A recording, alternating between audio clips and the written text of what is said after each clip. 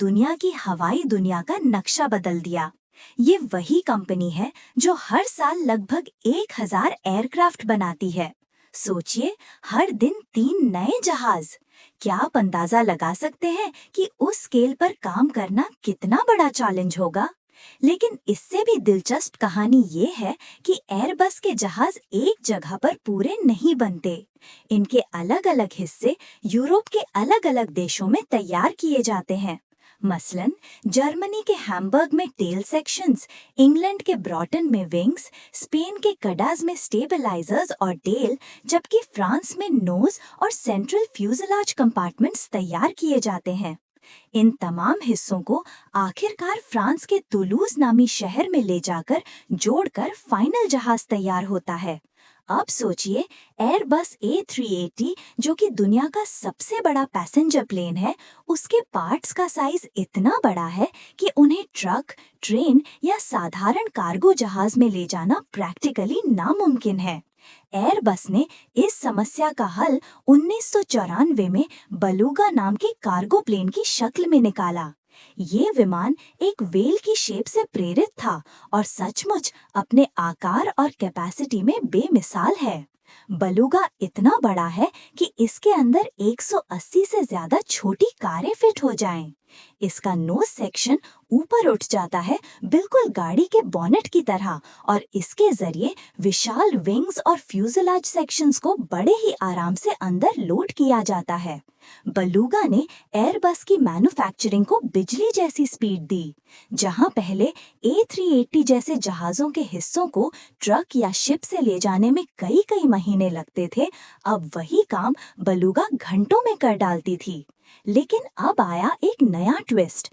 Airbus A380 खुद इतना बड़ा था कि बलूगा तक में उसके कुछ पार्ट्स नहीं आ पाते थे, खास तौर पर इसके विंग्स और मेन फ्यूजलाज। अब एयरबस ने एक और इंटेलिजेंट सिस्टम डिजाइन किया, एक सुपर कॉन्वॉय नेटवर्क, जिसका नाम सुनते ही हेवी लॉजिस्टिक्स का अंदाजा हो जाता है। A380 के बड़े पार्ट्स पहले roll on roll of ships यानी रोरो शिप्स में जर्मनी और स्पेन से फ्रांस तक लाए जाते हैं। इन शिप्स की डिजाइन इतनी स्मार्ट थी कि 400 करोड़ यूरो के विंग्स भी सिक्योर होकर अंदर रखे जाते हैं। जब ये शिप्स रफ समुद्र से गुजरती हैं, तो हर 4 घंटे में क्रू कार्गो की चेकिंग करता है, ताकि किसी भी हल्की सी मूवमेंट से अरबों का नुकसान न हो। उसके बाद पार्ट्स बार्ज नावों के जरिए नदियों के रास्ते बॉर्डो नामक फ्रांस के बंदरगाह पर पहुंचाए जाते हैं। यहाँ सबसे कठिन चैलेंज होता है पॉन्ट डे पियर नाम के ब्रिज से निकलना। बार्ज इतनी बड़ी होती है कि उस ब्रिज के नीचे से गुजरते समय सिर्फ चंद इंच का गैप बचता है। ये काम टाइड और वाटर लेवल के हिसाब से सिर्फ कुछ मिनट की विंडो में किया जाता है। इमेजिन करो, ऐसा सिग्नल मिस हुआ तो पूरा कॉन्वॉय 12 घंटे तक रुका रहेगा। फिर बारी आती है सुपर ट्रक्स की। हर ट्रक 96 व्हील्स और 650 हॉर्स पावर इंजन वाला होता है। रात के वक्त सड़कें खाली करवाकर इन ट्रक्स पर एयरबस A380 के सेक्शंस को तुलूज तक लाया जाता है। पुलिस एस्कॉर्ट, इंजीनियर्स और वर्कर्स का बड़ा स्टाफ कॉन्वॉय के साथ चलता है। कई बार ये विंग्स पेड़ों, लैंप पोस्ट्स और घरों की छतों से सिर्फ कुछ सेंटीमीटर दूर निकलते हैं, और यही असली थ्रिल है।